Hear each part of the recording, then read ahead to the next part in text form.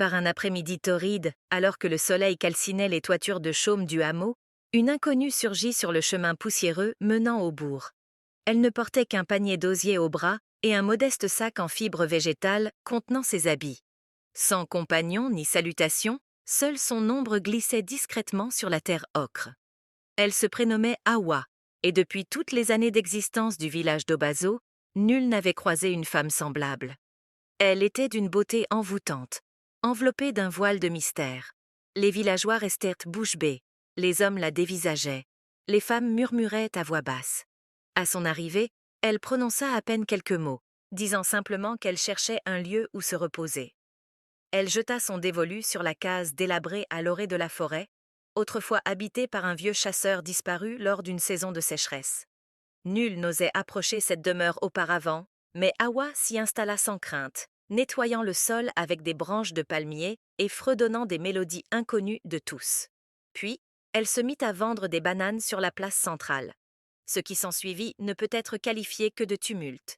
Les hommes, qui d'ordinaire flânaient nonchalamment devant la taverne à vin de palme, se découvrirent soudain un besoin urgent de bananes.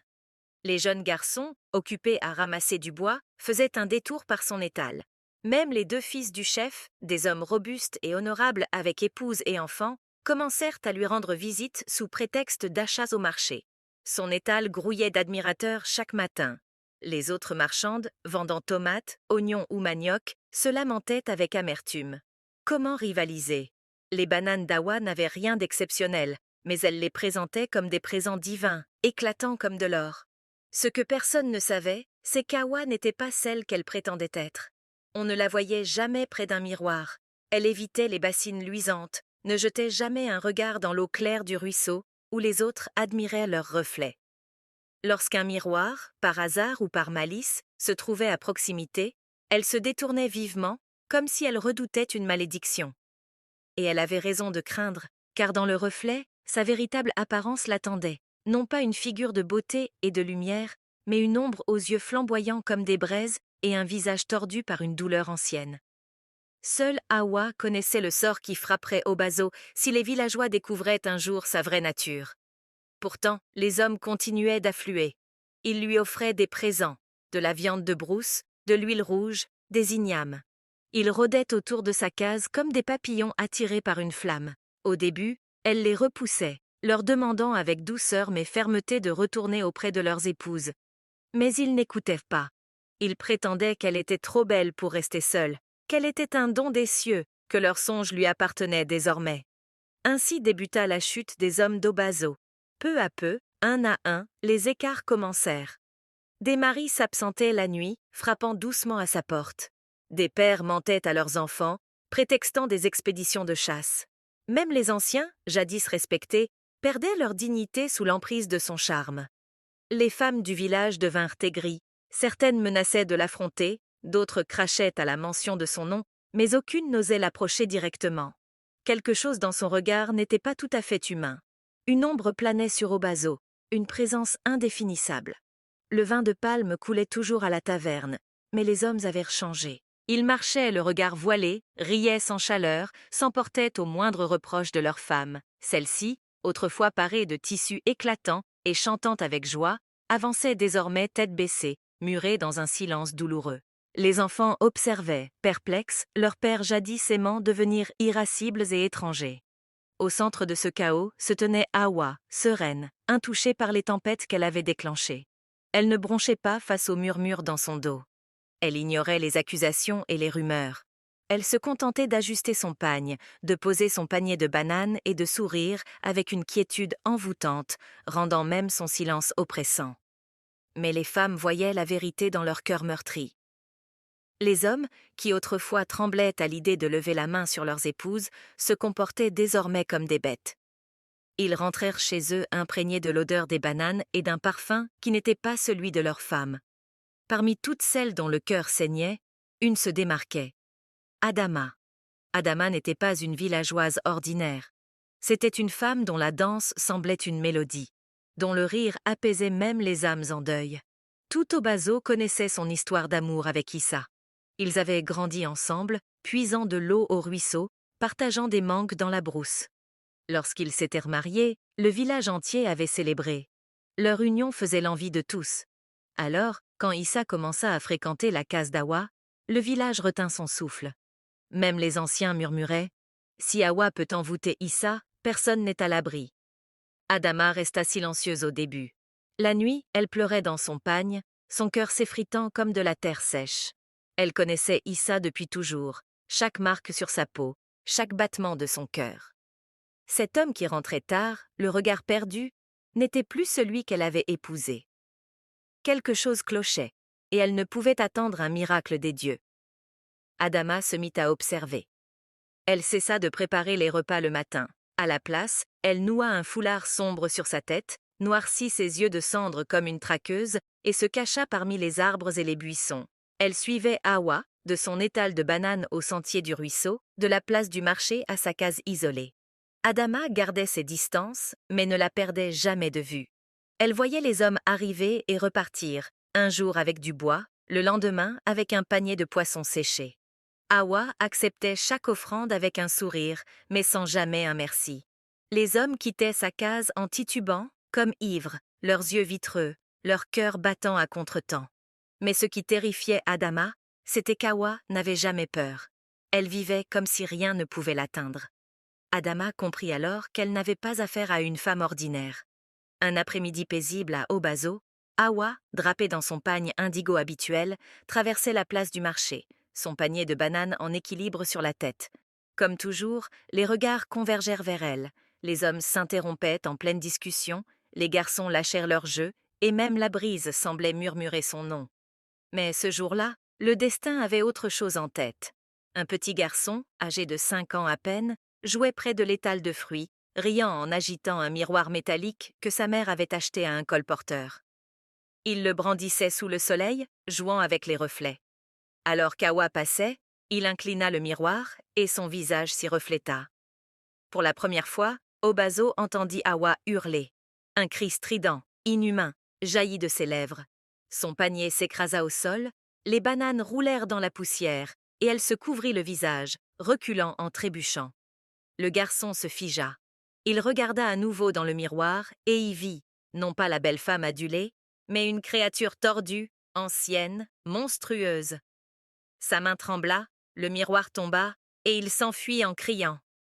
Sa mère le rattrapa, affolée, mais il se débattait, hurlant. « Ce n'est pas une femme! Ce n'est pas une femme !» Glacial. Les murmures s'élevèrent parmi les femmes. Qu'avait vu l'enfant? Pourquoi Awa avait-elle crié? Pourquoi fuyait-elle les miroirs? Les soupçons, autrefois étouffés par la jalousie, s'embrasèrent comme une flamme. Mais le pire était à venir. Quelques jours plus tard, Obaso sombra dans la démence. Les hommes, autrefois enivrés de désir, commencèrent à s'affronter ouvertement. Les poings volaient sur la place, des lances furent brandies devant les autels sacrés. Pères, anciens, maris respectables n'étaient plus eux-mêmes. Ils se querellaient pour savoir qui possédait vraiment Awa, qui avait conquis son cœur, à qui elle murmurait dans l'obscurité.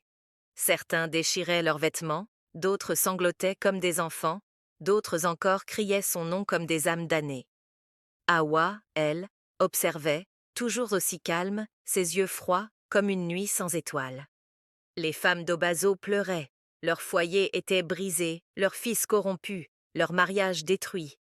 C'est alors qu'Adama, celle dont le cœur souffrait le plus, se leva et déclara aux femmes « Nous ne pouvons pas rester passives et périr, nous devons affronter cet esprit avec la vérité. » Elles se réunirent, les femmes d'Obaso, vêtues de pagnes de deuil, portant des calebasses remplies de noix de cola, de vin de palme et de feuilles amères. Elles marchèrent au-delà des collines et des rivières, jusqu'à la caverne d'Oji, le devin des 7 royaumes.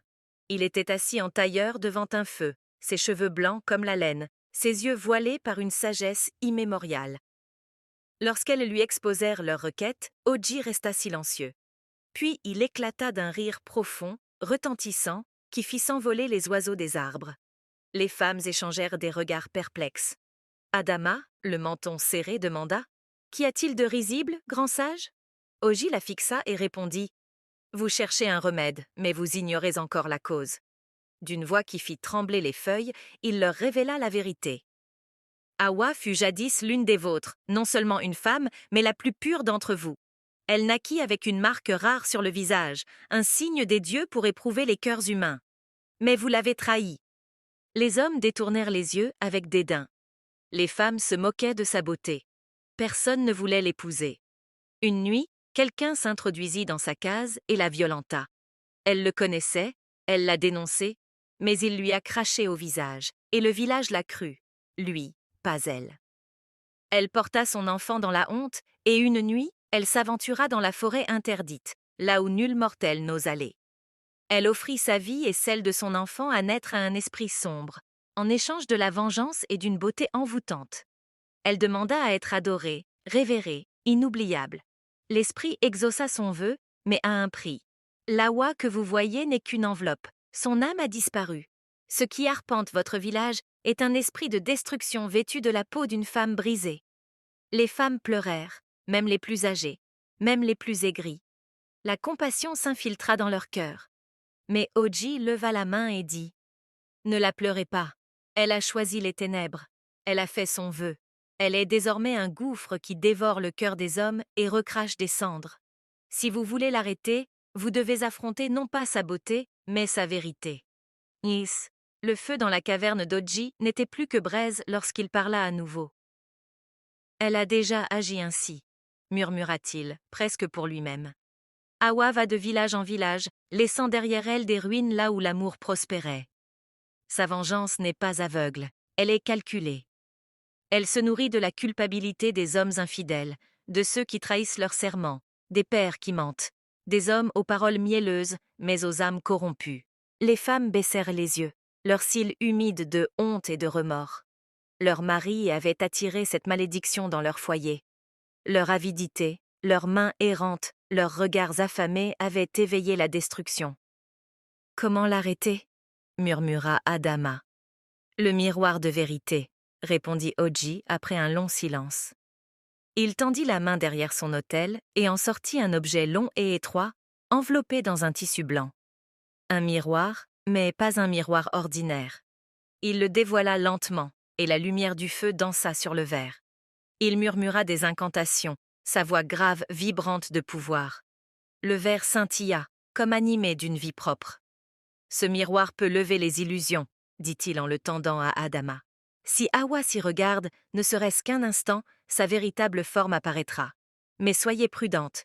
Une fois démasquée, agissez vite. Suivez mes instructions à la lettre. Si vous échouez, vous ne survivrez peut-être pas pour réessayer. » Elles s'inclinèrent, le remerciant avec des offrandes de noix de cola et une poule blanche immaculée posée à ses pieds. Puis elles repartirent, portant le miroir enchanté comme une relique sacrée, en direction d'Obazo. Pendant ce temps, à Obazo, l'aube n'avait pas encore pointé lorsque des cris déchirèrent l'air. Les villageois accoururent sur la place, serrant des pagnes, brandissant des lanternes. Les enfants sanglotaient. Les femmes se couvraient la bouche, horrifiées. Sur la terre rouge gisaient les corps sans vie de 3 hommes, leurs yeux grands ouverts, leurs visages figés dans une terreur indicible, leurs doigts crispés comme s'ils s'agrippaient à des fils invisibles les tirant vers l'au-delà. Le prêtre fut appelé, le chef convoqué, des prières chantées, des libations versées, mais nul ne pouvait expliquer cette tragédie, sauf les femmes. Elles savaient qu'Hawa les avait pris. Ces hommes étaient tous des infidèles, tous avaient visité sa case, tous avaient abandonné le lit de leurs épouses pour son charme ensorcelant. La nouvelle se propagea comme une flamme. Pourtant, Hawa restait intouchée. Elle traversa la place ce matin-là, aussi calme qu'un ruisseau en saison sèche, son panier de bananes en équilibre, sa démarche gracieuse. Même les corps de ses victimes ne la troublèrent pas. Sa beauté rayonnait plus intensément, comme nourrie par le chaos. Les femmes la regardaient, poings serrés. L'absence d'Adama et des autres pesait comme une blessure ouverte. Elle n'était pas encore revenue, et le temps pressait. L'air d'Obazo était saturé de peur. Les tambours s'étaient tus, les foyers ne cuisinèrent plus. L'esprit de destruction marchait parmi eux, portant le visage d'une divinité. Au matin du 7e jour, Obazo n'était plus un village, mais un spectre de lui-même. 7 hommes étaient morts, 7 pères, 7 maris, 7 âmes qui s'étaient trop approchées de la flamme. Nul n'osait dormir. Le marché était désert. Les oiseaux refusaient de chanter. Puis, au lever du soleil, baignant la terre d'une lumière dorée, Adama et les femmes revinrent. Elles avançaient comme des guerrières, les visages marqués par la fatigue, les yeux brûlants de détermination, leurs pas assurés, drapés de blanc et de cendre. Elles portaient le miroir enchanté, toujours enveloppé dans son tissu blanc, comme Oji l'avait ordonné. Ce matin-là, elles n'avaient plus de larmes, seulement de l'action. Au centre de la place du marché, là où Hawa passait souvent, elles dressèrent le miroir sur un support sculpté. Elles le recouvrirent d'un tissu blanc et versèrent de l'huile de palme tout autour, formant un cercle sacré. L'air était lourd, le piège prêt. Quelques instants plus tard, Hawa apparut. Son pagne était rouge ce jour-là, couleur de flamme et de sang. Son panier reposait en équilibre, sa démarche fluide comme une feuille portée par le vent. Elle n'avait pas vieilli d'un instant, plus radieuse et terrifiante que jamais. Les villageois l'observaient depuis l'ombre des boutiques et des portes, retenant leur souffle. Alors qu'Hawa passait près du miroir, quelqu'un cria son nom « Hawa !» Elle se tourna. À cet instant précis, le tissu fut retiré. Le miroir la fixa, immobile, en attente. Les yeux d'Hawa croisèrent son reflet, et le monde sembla s'arrêter. Elle poussa un hurlement, un son ni humain ni animal, mais celui d'une entité ancienne, torturée, emplie d'angoisse. Tout le village le vit. Dans le miroir, ce n'était plus la femme sublime qu'il connaissait. C'était une créature sombre, tordue, calcinée. Ses yeux étaient des abîmes de feu noir, sa bouche étirée en un cri éternel. Puis le miroir l'aspira. Son corps vacilla, se contorsionna et disparut, comme une fumée avalée par une jarre. Elle était piégée. Adama agit sans hésiter. Elle s'agenouilla devant le miroir et brisa l'œuf sacré qu'Oji leur avait confié. Un vent puissant se leva. D'une seule voix, les femmes soulevèrent le miroir et le fracassèrent au sol. Une lumière aveuglante jaillit des éclats, puis le silence. Plus d'oiseaux, plus de vent, plus de cris. Juste la paix. Pour la première fois depuis des semaines, l'air était léger, le soleil doux, la terre apaisée. L'esprit avait disparu. Hawa ne fut plus jamais vue. À sa place demeura une leçon. Les hommes d'Obazo pleurèrent, non pas de peur, mais de honte. Ils s'approchèrent de leurs femmes, à genoux, pieds nus, avec des mots brisés, implorant le pardon. Certains jeûnèrent, d'autres érigèrent des autels pour honorer la fidélité. Tous avaient appris une vérité cruelle. Quand un homme trahit ses serments, il ouvre une porte, et ce qui la franchit n'est pas toujours une femme de chair et de sang. Ainsi, l'histoire d'Hawa, la femme qui fuyait les miroirs, l'esprit qui châtiait les infidèles, se transmit de bouche en bouche, de génération en génération. Les enfants se rassemblaient autour des feux pour écouter comment la beauté peut masquer la destruction et comment un miroir, bien que muet, ne ment jamais. Et chaque fois qu'une étrangère entrait au village, les femmes l'observaient avec attention, non pas par haine, mais par mémoire.